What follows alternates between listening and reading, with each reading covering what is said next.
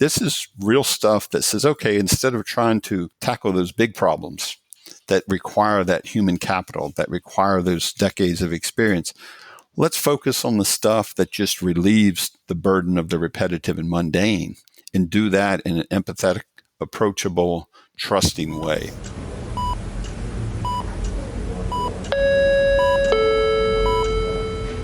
Paging Dr. Cook.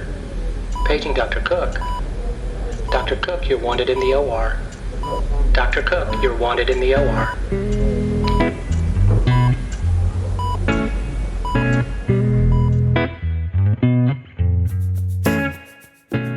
Welcome to the Prescription for Success podcast with your host, Dr. Randy Cook.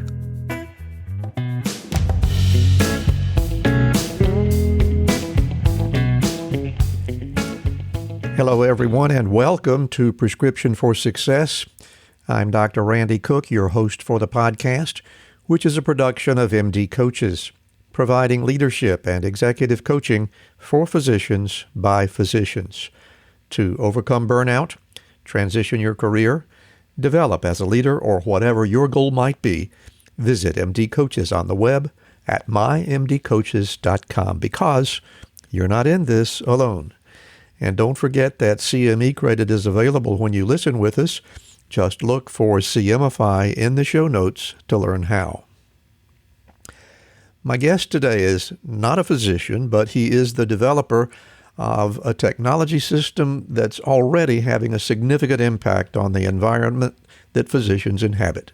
So let's hear my conversation with PRSONAS CEO, Chuck Rinker.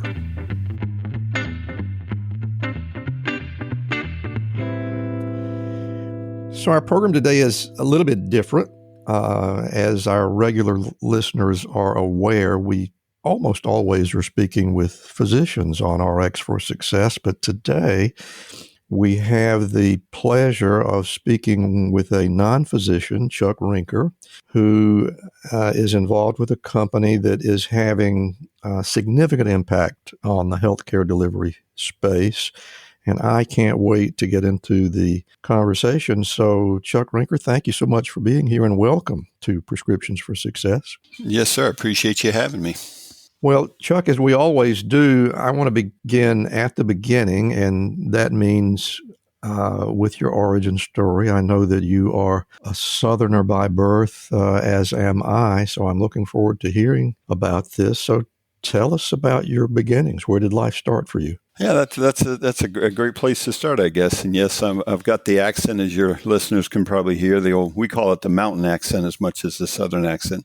Yeah. But I grew up in the mountains of Virginia as a cattle farmer. Spent the first 18 years of life, probably 20 years of life, in a small rural area up in Virginia as a cattle farmer. And shortly after that, I showed an aptitude in math. And at that time, AI didn't exist. Computers were barely out of the cassette tape age. And I was lucky enough that my father was working outside. We were about 2 hours outside of D.C. Run his own hair business down there and cut the hair of a lot of the, as we call them, beltway bandits of the world. And basically, without getting too teary-eyed on it, because I think about it back then, he went to the one of the C-suites that he was cutting hair of and said, "Hey, my son's too smart to be a farmer. I want you to find something for him to do." So I started programming at the ripe young age of 16. Did you really? Oh, yeah. Yeah, it was all because my dad wanted to see me excel at that aptitude that I had shown as a young adult. So I'm one of these guys that my first job, and I'm going to test the age of your audience here, Randy. My first job was punch cards and ticker tapes for taking programming code. People might not realize that our programming code used to be on open real pieces of paper, and the zeros and ones of the world were just holes that were punched into these old paper tapes and paper cards. So I can't speak for the majority of our audience, but I actually learned how to program in a language called Fortran on a key punch machine back in the 1960s. So absolutely, Yeah. So the reality of it is, with that background you and I share there, it's really someone who's spent basically their entire career learning and loving the innovations of technology, and where we're at now in the world, as you've seen, it's almost it keeps accelerating exponentially. And we're at this crossroads where everybody now understands AI, or at least is exposed to it. But that's been around, AI is not anything as new as people think it is. So in any sense, to round out that quick story, I went from cattle farmer, got into some of the Beltway bandit work, doing a lot of, military black ops work based on my father's push into that, which led me into simulation and gaming. And through my years of simulation and gaming and ultimately directing the NCAA and Madden football franchises for EA Sports, that was kind of the epitome of the height of what I'll call a human engagement. We were engaging millions of game players. It came to the realization after I was doing that as much as I still love and believe in gaming as a good way to stimulate the nerve endings in our gray matter upstairs, I really do believe in the problem-solving benefits of gaming type approaches in human engagement. But it really came to fathom that there was something that we could do that was a little more impactful. That's interesting that you would find the we might say higher value in that. And I want to talk about that in some more detail. But before we get to that, it certainly sounds like you, as they said in the Greek myths, sprung from Zeus's head in full armor and ready to go. But surely you had to have had some formal education somewhere. Can you tell us a little bit about that? Yeah. I'm one of these chronic learners. I started out as an electrical engineer doing digital work at the University of Miami. Spent a year or so there. That's a long way from Virginia. Oh, yeah. Well, I had a scholarship, and I was a little cattle farmer mountain boy. When I thought about hot weather and palm trees on the beach, it was might as well have been moved to some exotic place in the world. But no, Miami was my career choice there. And then I went to Virginia Tech to round out my computer science degree. And because I was in D.C., actually I started originally at Shenandoah University because our local, there were no programming courses and all for my pre-graduate education. And they had acquired some of these old PDP 1134s, these old mainframe computers that were, half the size of most people's living rooms now and have the power of your Apple Watch type things. And then I ended up finishing my CS degree and then started doing postgraduate work at George Washington University because I loved multimedia technologies. It was a way to stimulate both sides of the brain, the left and the right. And then continued on and actually ended up with a 3D animation degree of all things because I really do believe in that whole mentality I was telling you about. I really do believe in left and right side, the problem solving of gamers. Gamers have engineering and creative minds. And I just rolled that into my personal business. And I think you'd find it, most people find it interesting that like my chief technology officer doesn't just have a CS degree. He's got a 3D animation. Matter of fact, I met him at Animation College. And my CIO, my chief information officer, has a user experience design background. And my chief creative officer, who is the guy in charge of all my branding, has a computer science background. So we really do have the whole left-right brainer mentality here, which I find are the problem solvers. So the gamers, I'm a big fan of duality of the brain and the capability people have, and you stimulate that with technologies and innovations that really play on the expertise of both sides. That's really fascinating to me, and I think so many people, and I admit to having made this mistake myself from time to time, but so many times we think about the techie segment of the population of being sort of disconnected from what human life is all about. But that's not really true, is it? And you're kind of a living example of that. It's definitely not true, and I won't go as far as to saying that's the offensive statements I hear all the time. But that is a commonality you tend to get, especially coming from engineering colleges and engineering backgrounds, is people just automatically assume that the social skills aren't there or the creative skills aren't there. But you find there's a lot of commonality between math and art is kind of the way I put it. I'm a musician. I play 7 instruments. I've got an animation degree. I got computer science, got engineering. I'm not boasting about my background. I'm boasting about the fact that if people would really just embrace that, I think you'll find that the human capacity to span both creative and technical is not as hard as people make it out to be. So if they break down that paradox and just kind of try it, I think you'd find a lot of just not get off too much of a tangent, but I used to really play into the C-suiters and, who are the leaders.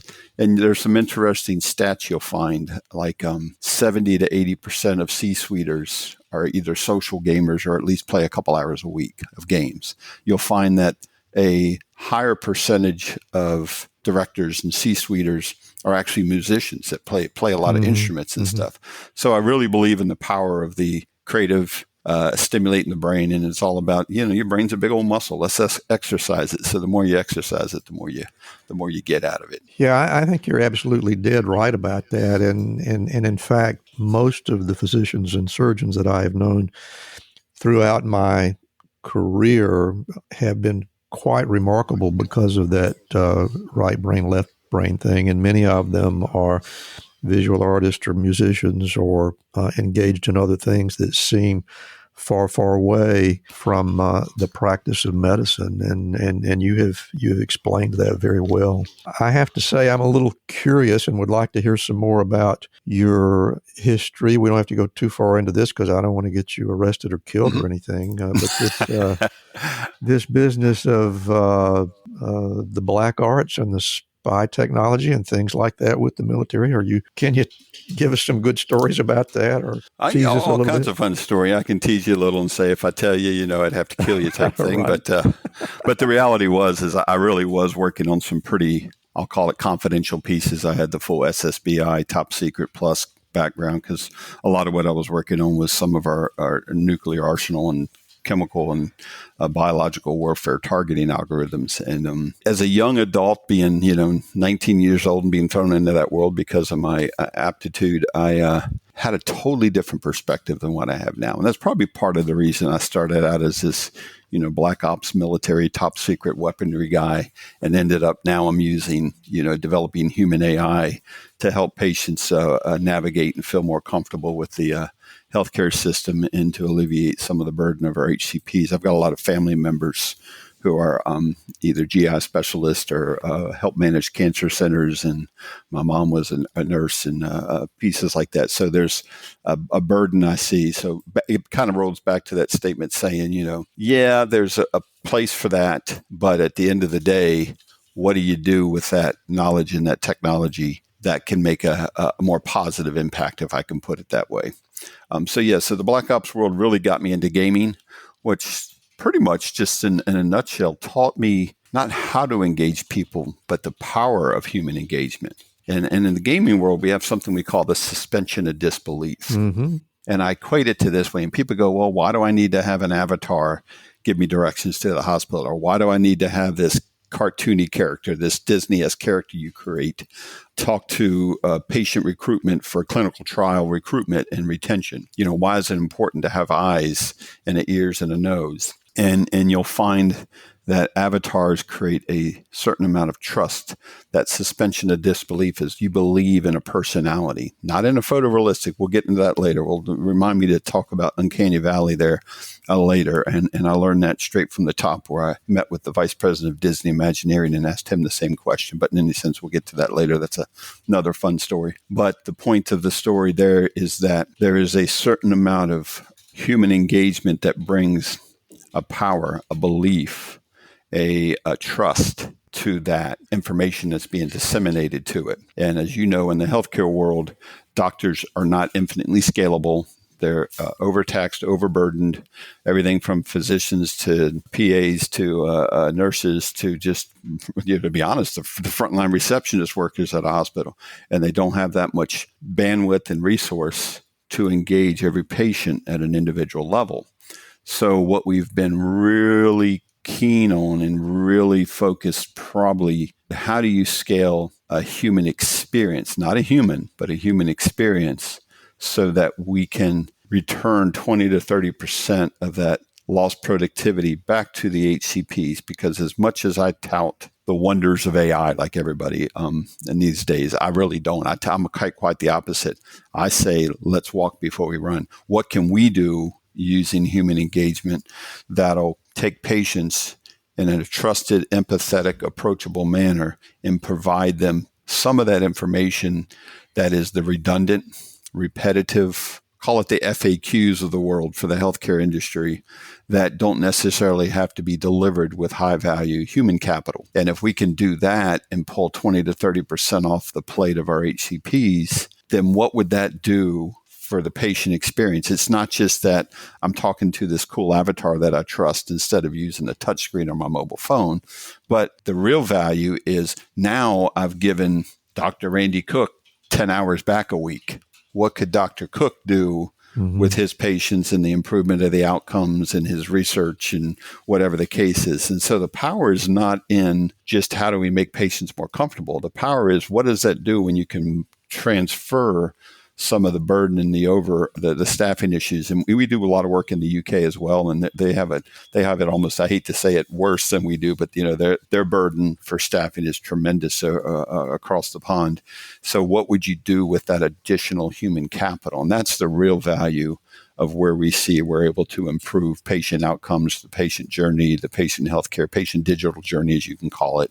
And that's what we kind of hope people eventually will get out of the paradigm shift to really think about AI and productivity in a different manner. We're not trying to replace doctors. We're not trying to replace nurses. We're not trying to replace HCPs. We're trying to improve patient experiences and letting those people like you that have decades and decades of experience and expertise that you can bring to bear, what can we do so that we can be, that time can be more leveraged? Are you a doctor struggling to provide the best care for your patients while dealing with financial and caregiving matters out of the scope of your practice? Do you find yourself scrambling to keep up with the latest resources and wish there was an easier way? Then this virtual caregiver conference resource will save you time, money, and sanity by giving you all the resources and information your patients need in one place. This conference helps you and your patients enlist the best strategies around healthcare resources and the best financial steps for your patients while navigating caregiving situations. You don't have to go home feeling frustrated and helpless because you couldn't connect your patients with the best services. Find out more at jeanniedoherty.com or click in the link in the show's notes. You don't want to miss this caregiver resource. Hi, I'm Rhonda Crow, founder and CEO for MD Coaches. Here on RX for Success, we interview a lot of great medical professionals on how they grew their careers, how they overcame challenges, and how they handle day-to-day work. I really hope you're getting a lot of great information. But if you're looking for an answer to a specific problem, management or administration challenge, or if you're feeling just a bit burnt out, like maybe you chose the wrong career, well, then there's a faster way to get the help you need. No, it's not counseling, it's coaching. RX for Success is produced by MD Coaches, a team of physicians who have been where you are. I know you're used to going it alone, but you don't have to. Get the support you need today. Visit us at mymdcoaches.com to schedule your complimentary consultation. Again, that's mymdcoaches.com, because you're not in this alone. We'll get back to our interview in just a moment, but right now I want to tell you a little bit about Physician Outlook. If you haven't discovered this remarkable magazine, please do so very soon. It was created by physicians, for physicians, to showcase the intersection between clinical and non-clinical interests, whether it's writing, painting, cooking, politics, and dozens of other topics. Physician Outlook gives a physician perspective. It's available online and in print. It's really unique among physician lifestyle magazines. And like the Prescription for Success podcast, Physician Outlook amplifies the voice of any physician who has something to say. It also engages patients who still believe in physician-led, team-based care. And Prescription for Success listeners can get 3 months free when you enter our promo code RX for Success and select the monthly option at checkout. That's a really great deal on this stunning publication. And now let's get back to today's interview.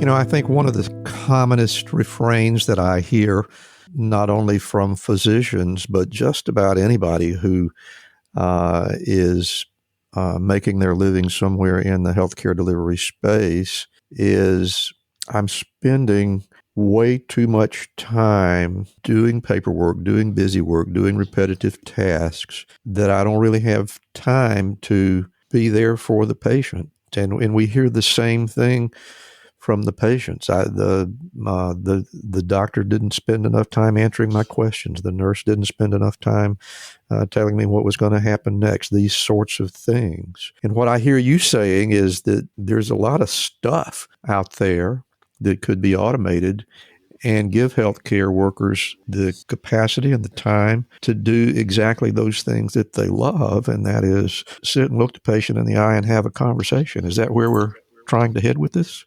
That's exactly where we're trying to hit with it. You keyed in on the burden of the HCPs for the documenting and the amount of time and effort you have to spend. Of course, even with, and I won't profess to be an HCP, but I do enough work in there that things like just risk mitigation, legal mitigation, the burden you have to document and track an entire patient case, and to have that case go through any kind of EHR system and be accurate as it flows through the plethora of EHRs we have floating around the U.S. and all. That's a discipline that I still believe, as much as I'm supposedly an AI guru around here, I still believe that's a tremendous amount of burden to expect our AI to have that level of accuracy and repeatability without the checks and balances. So for someone who's gone through a slightly different perspective on what you were referring to there on the patient side, as you know from there, you were talking about not having time. My wife's a 2-time breast cancer survivor. I'm a late-stage colon cancer survivor. And when you're diagnosed with, a stage 3C Dukes, and you're wondering, you're sitting there pondering your even life expectancy, to be honest. You spend nights staying up reading the amount of information that's out there. And every time I'd go talk to my oncologist, it was like, well, you're not giving me enough time. I got way too many questions. Mm-hmm. But the burden there is on, what do we do now that would give a patient a resource that wouldn't necessarily be a direct, hey, I'm going to take this direct load right off of Dr. Smith and do his, patient case documentation for him, but more about, okay, what can we do so that Dr. Randy Cook now can better serve the patient population he's tasked with, he's served with. We did a trial with University of North Carolina. We've been involved in a fair amount of clinical trial work, and it was really about them. Dr. Tate was a clinical psychiatrist. He's an associate professor, was at UNC, and part of their studies were, how do we expand the capacity of these clinical psychologists with weight gain prevention and weight loss programs that would improve the outcomes. And part of what we did, and this was even pre all this chat GPT AI stuff, this was probably 12 years ago, maybe longer, 15 years ago.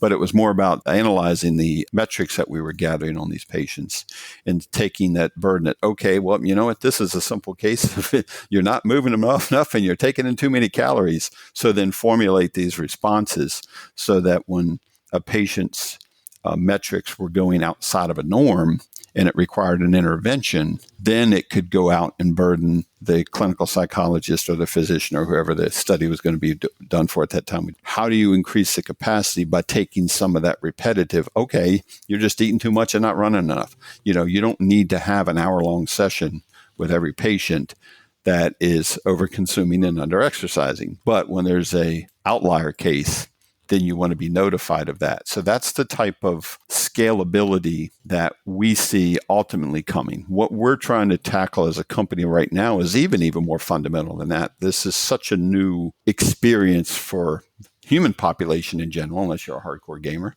but especially a patient population and an aging patient population. So we're doing things even as simple as, hey, how do we improve clinical recruitment, all the way up through our current offerings for hospitals, which is how do we give an AI concierge service to a hospital frontline? A lot of times they depend on volunteer staff or paid staff, and you got, a lot of large hospitals are having hundreds of thousands to millions of patients, over 1 million patients a year come through. And patients are often, I think the number's like 70% of patients are late for their appointments, or I think it was something goofy like 35% of the patients show up at the hospital, and my numbers might be wrong. I'll have to get those from my marketing director, but she throws out these numbers like a third of patients aren't even sure where they're going when they show up at the front of the hospital. Mm-hmm. And that becomes a tremendous burden, where they were saying that that results in about a 20-hour a month burden on every employee of the hospital, not just the receptionist out front. We're talking about the surgeons that are on their way to a surgery, or we're talking about a physician that's going up, or a radiologist that's going up to the imaging lab, and they're getting stopped in the hallway going, hey, how do I get to the cafeteria? Hey, I'm looking for blah, blah, blah. Mm-hmm. And that adds up very quickly. And that was 20 hours a year per employee. So you got to, if you have a hospital with 500 employees, you're now talking just thousands of hours that are being burdened on our HCPs that can be answered by an AI avatar sitting up front going, hey, welcome to MD Anderson. What are you looking for? Well, I've got an MR scan at 2:00. Oh, you know what? The imaging lab is upstairs, 7th floor, Tower C. Here's directions to get there. Go scan here, and it takes you there.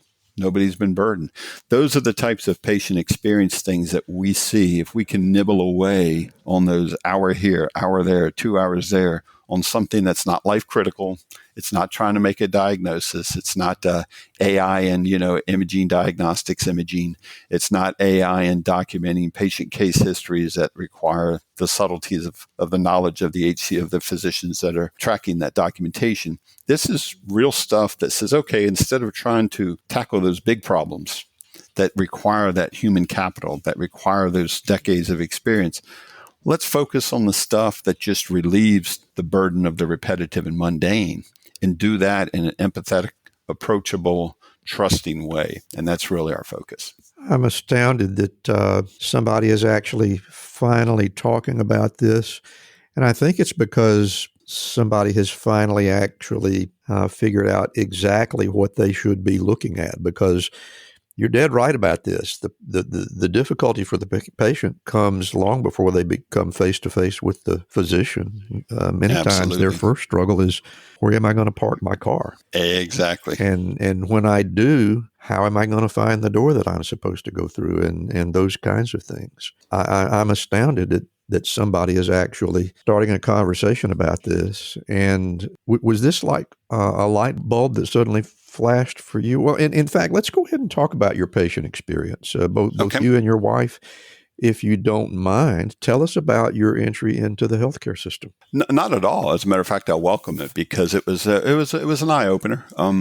We had been doing a fair amount of work we do some sales engagement platform for some pharmaceuticals as well, and we were doing some work back there and, automation there. And then we did some of these clinical trial pieces where we were, from an outside standpoint, just kind of rudimentary delving into some of that. So we had a little bit of background in medical with the company we called New Media before we spawned out the name PRSONAS for digital personalities.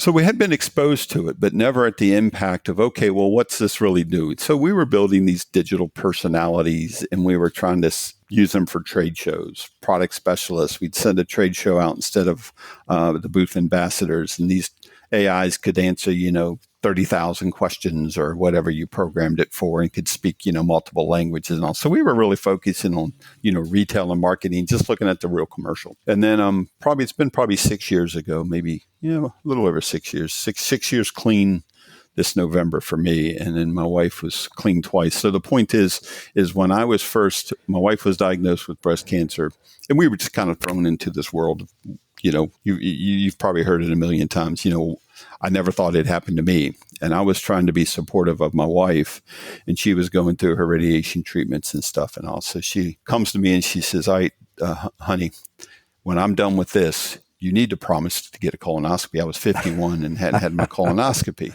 So I said, well, you get through your radiation treatment first. And then when you're done, we'll worry about me.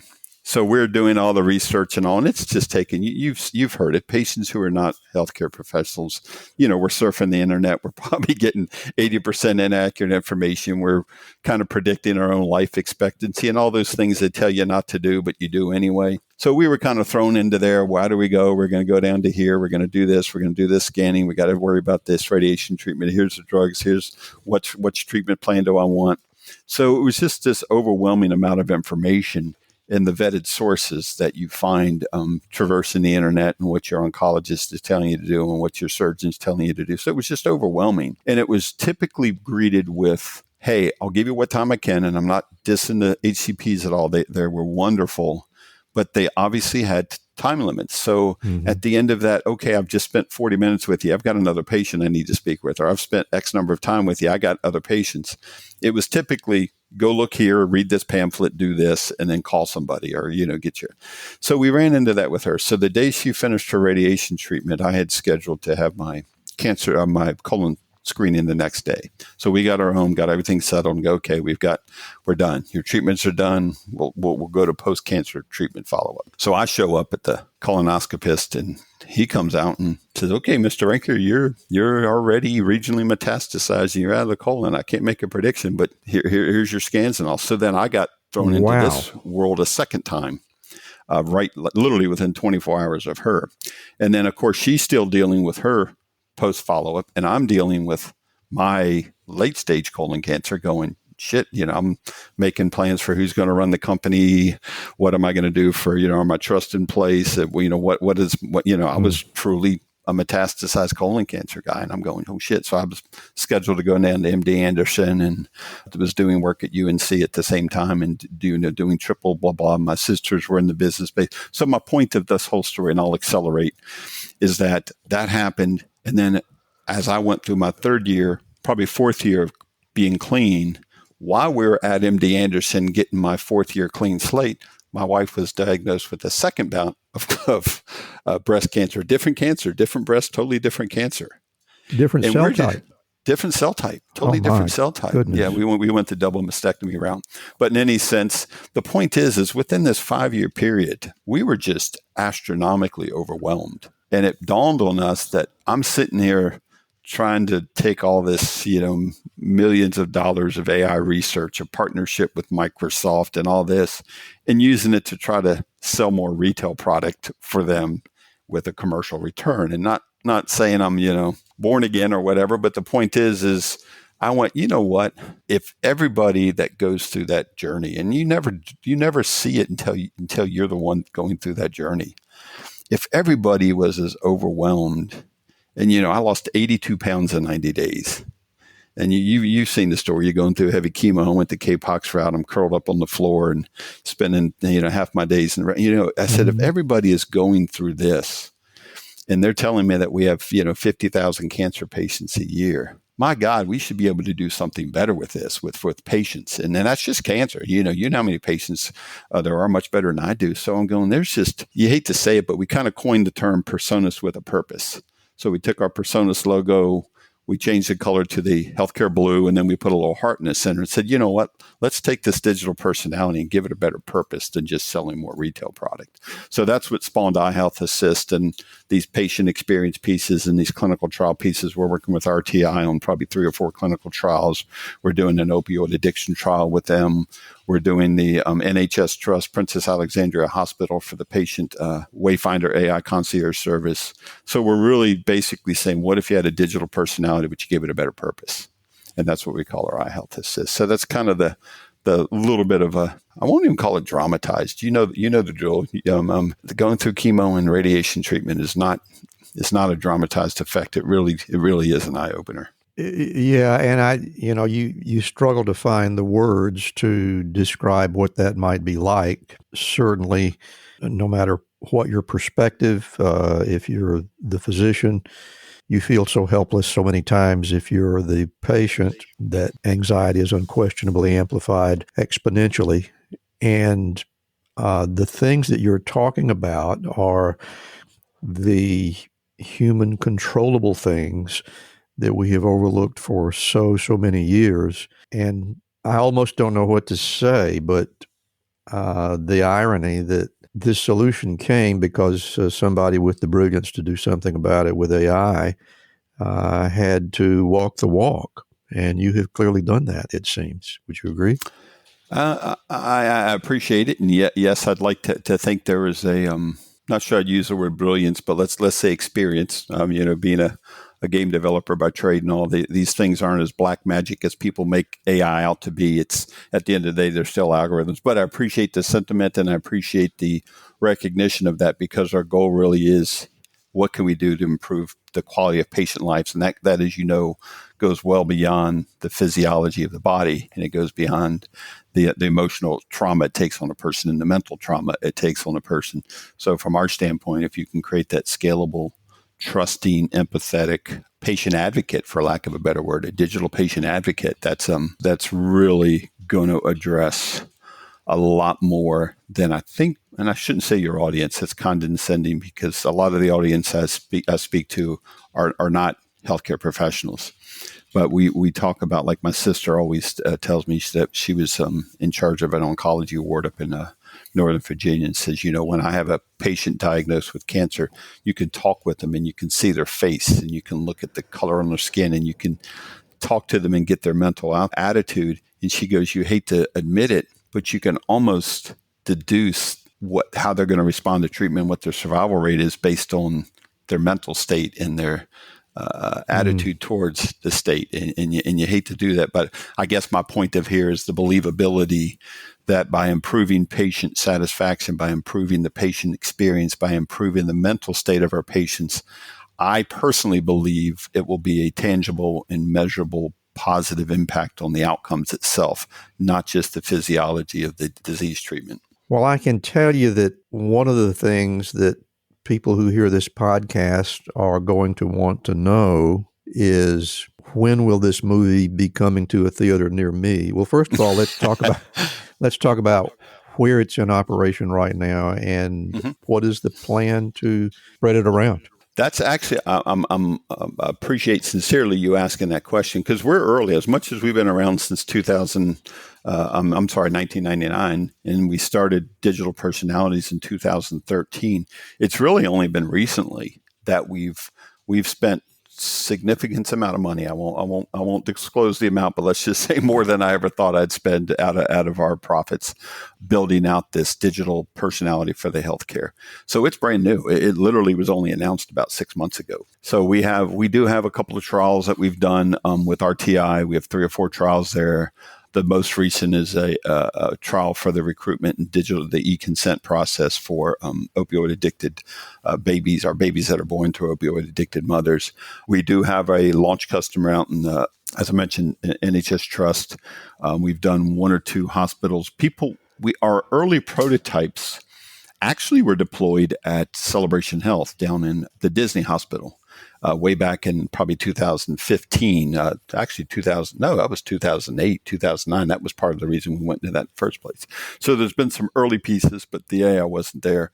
So the short answer is, we've probably delivered several hundred of these, but only probably less than a handful to 12, maybe a half a dozen to a dozen have been deployed specifically within healthcare organizations.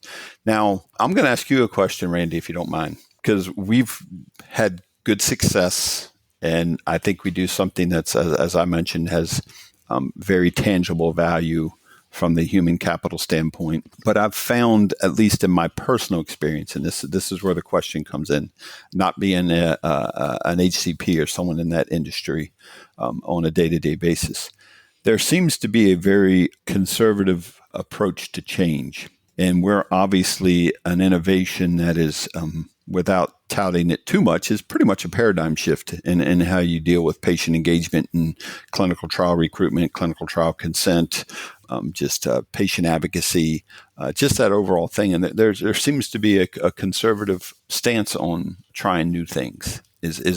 Am I just hitting the wrong people, or is that a challenge in the healthcare industry overall? No, you're dead right about that, and many times it comes down to the money. It's all about the money, and I'll give you an example.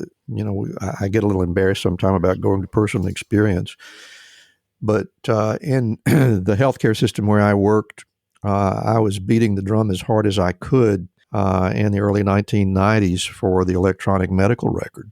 I thought it was something that really needed to be implemented for so many reasons. And then, unfortunately, what happened was, despite his good intentions, the Obama administration came in and mandated that all hospitals must be in compliance with an interconnected medical record system by a particular date. Mm-hmm. Problem was that when that mandate came down, the capability for healthcare people to have any influence on the development disappeared. And so we got a lot of crap that was called electronic medical records out of the industry because they got to set the rules. The advantage that I see here is that you already have come up with something that nobody else thought of. And it's a great opportunity to disseminate something that really has value. Whereas when we went through the development of the electronic medical record, which is still kind of terrible, I might add, but you've got something that I think everybody can agree on that is wanted and needed, and will actually make the healthcare experience better from all sides: the patient, the provider, and on and on. And you're actually doing it the right way, as opposed to what we experienced with the electronic medical record. So I am inclined to be optimistic. I don't know if I answered your question or not. No, actually, you answered it exactly as I didn't hope but expected, if I can say it that way. I was hoping that someone's going to come along and says, "Hey, you just need a better sales force." But the reality is that there does seem to be we did work for Vans brand, we did work for Wrangler, we did the Seattle Mariners. When you're in big commercial like that, the only thing they want to do is do something different. You know what I mean? Yeah. It's just a totally different industry to me, and we had success in the retail. Now my heartfelt passion is to use this for, the betterment of our healthcare system internationally. I mean, poor NHS is almost on their knees with some of their staffing issues over there.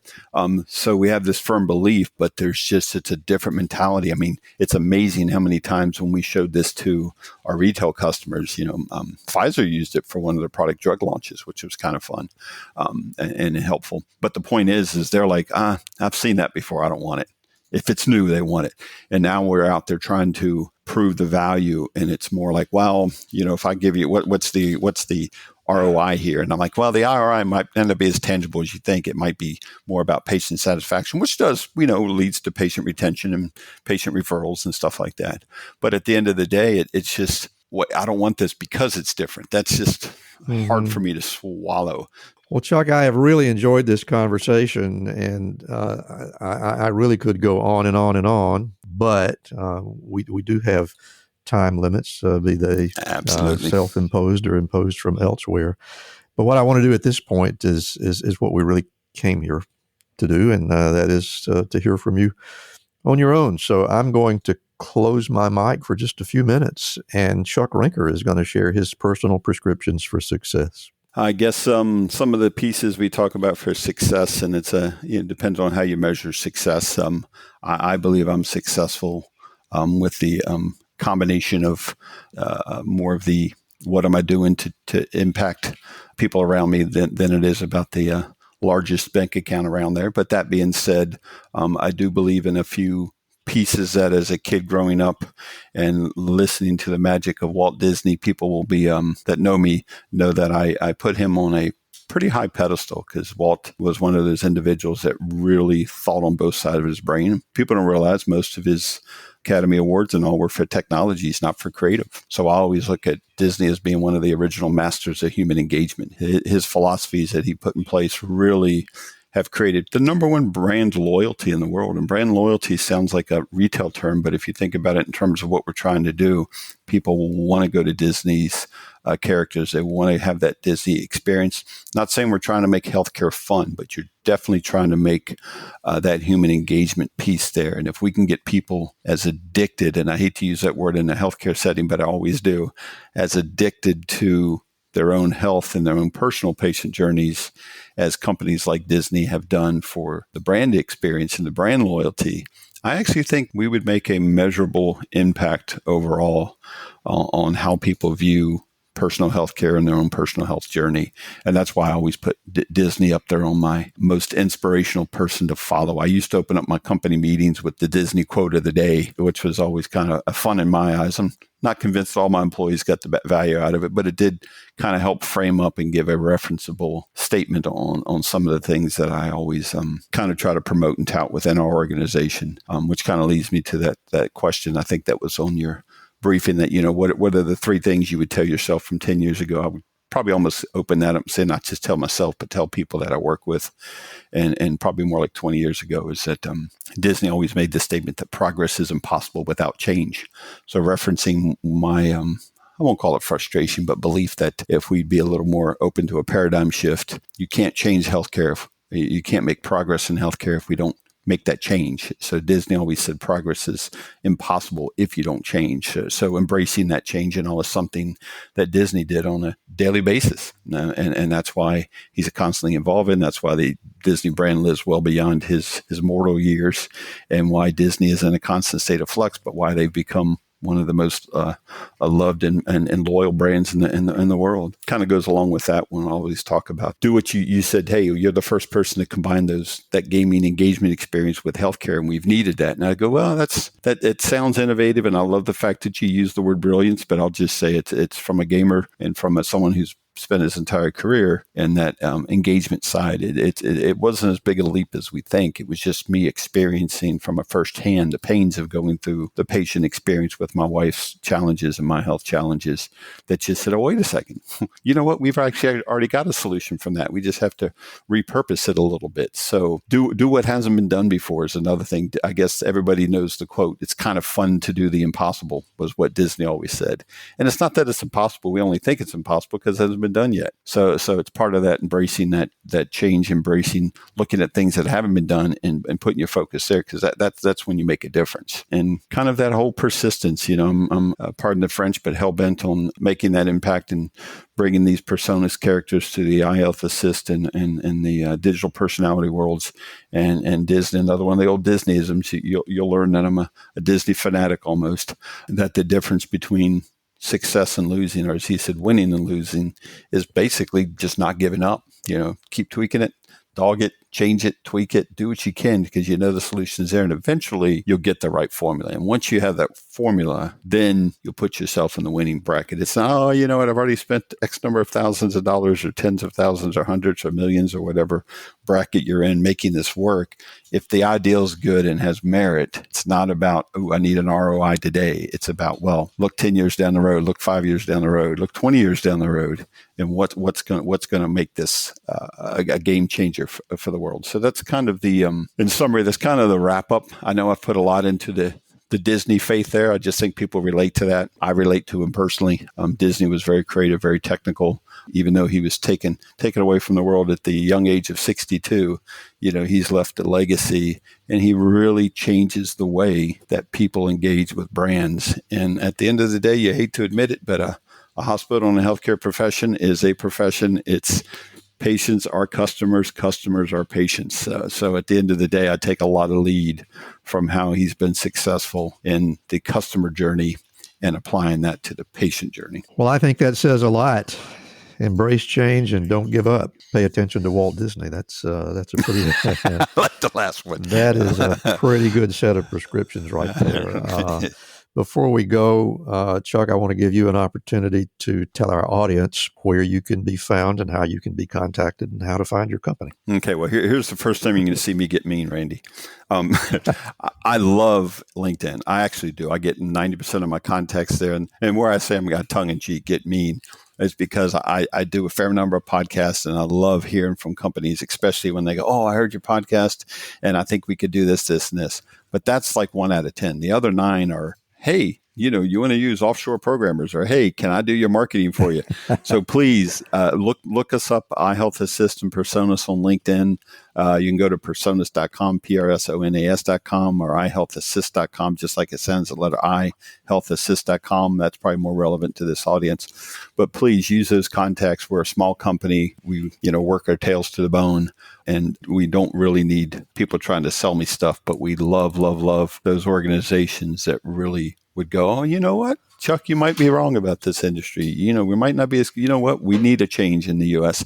And we're an organization that's forward thinking, and we're going to be the innovators in this space. And we would like to talk to you about carrying that innovation flag forward. Those are the people we want to hear from. Well, Chuck Rinker, CEO of PRSONAS, it has been just a real pleasure speaking with you, and I want to thank you for being with us on Prescriptions for Success. Absolutely, Dr. Cook. I appreciate you letting me speak to your audience, and I hope we have a chance to chat again soon. Thank you so much for listening today. If you enjoyed the show, you can help us reach more listeners by leaving a rating and a review, especially on Spotify or Apple Podcasts. And if your app doesn't have that option, just leave us an email or a voicemail through SpeakPipe. You can also help by becoming a Patreon member. That link is in the show notes. And we hope you'll also follow our companion podcast, Life-Changing Moments with Dr. Dale Waxman. Special thanks to our producer, Craig Clausen, our promotions manager, Mariana Rodabaugh, and to Ryan Jones, who created and performs our theme music. And remember, be sure to fill your prescription for success with my next episode.